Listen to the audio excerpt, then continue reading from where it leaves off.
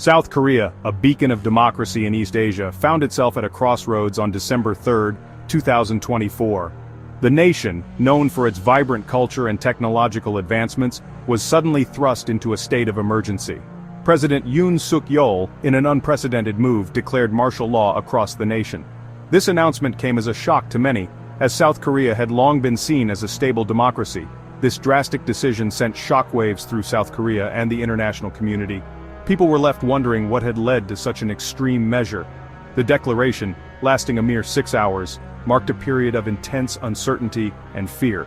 Streets that were usually bustling with activity became eerily quiet. It raised questions about the stability of South Korea's democracy and the direction its leadership was taking. Citizens and political analysts alike debated the implications of this move.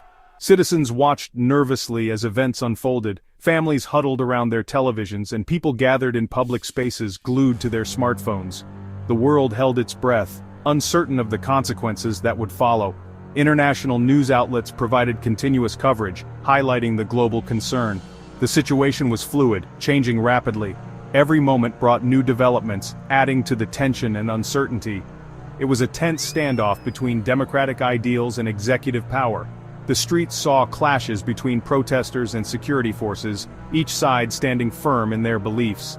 The coming hours would determine the fate of South Korea and its people. As dawn approached, the nation waited with bated breath, hoping for a resolution. President Yoon's justification for this drastic measure was twofold.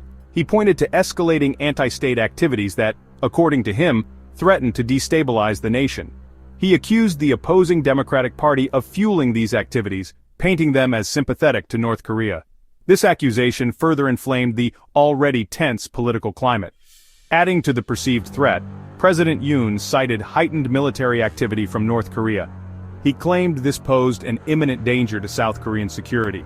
However, specific evidence to support these claims was noticeably absent. This lack of transparency fueled skepticism among the public and international observers. The martial law decree, put into effect by Army Chief General Park An-soo, was sweeping in its restrictions. Political activities were immediately suspended, effectively silencing dissent. The government clamped down on what it deemed false propaganda. This move was widely seen as an attempt to control the narrative and stifle criticism. Strikes and gatherings were banned, suppressing any form of public protest or demonstration. The media found itself under strict military control, their reporting subject to censorship. Medical staff were ordered back to work, prioritizing the potential for unrest over their right to strike. These measures, taken together, amounted to a severe curtailing of civil liberties. Section 4, Democracy Prevails. Parliament's resounding rejection. The South Korean parliament, however, was not about to stand idly by. Faced with a critical moment in their nation's history, they knew action was imperative. Despite attempts by security forces to block their entry, 190 lawmakers made their way into the National Assembly building. Their determination was palpable, a testament to their commitment to democracy. Their mission to uphold the democratic principles upon which South Korea was founded. They gathered with a unified purpose, ready to challenge any threat to their nation's democratic fabric. In a resounding act of defiance, the parliament unanimously voted to overturn President Yoon's martial law declaration. This bold move was not just a political statement, but a reaffirmation of their dedication to democratic governance. This decisive action sent a clear message. The South Korean people, through their elected representatives, would not tolerate an overreach of executive power. It was a moment of triumph for the rule of law.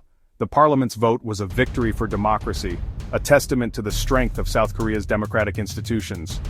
It showcased the resilience and unwavering spirit of a nation committed to its democratic ideals. Section 5, A Collective Stand. The people's voice resounds. Word of the martial law declaration spread like wildfire, igniting a firestorm of public outrage.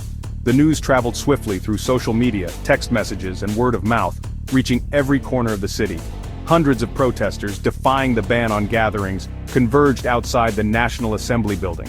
They came from all walks of life, united by a common cause. Their chants of democracy and "Yoon must resign" echoed through the streets of Seoul, a powerful display of public discontent. The air was thick with determination, and the sound of their voices reverberated off the buildings. The protests were not merely a reaction to the martial law declaration itself, but a culmination of growing frustration with President Yoon's leadership. The people had reached a breaking point. His approval ratings, already low, plummeted further. The public's trust in his ability to lead had eroded significantly. The public felt they were not being heard, their concerns dismissed. They believed their voices were being ignored by those in power. The protests were a desperate plea for their voices to be heard, a demand for accountability, transparency, and a return to democratic norms. It was a call for a government that truly represented the will of the people,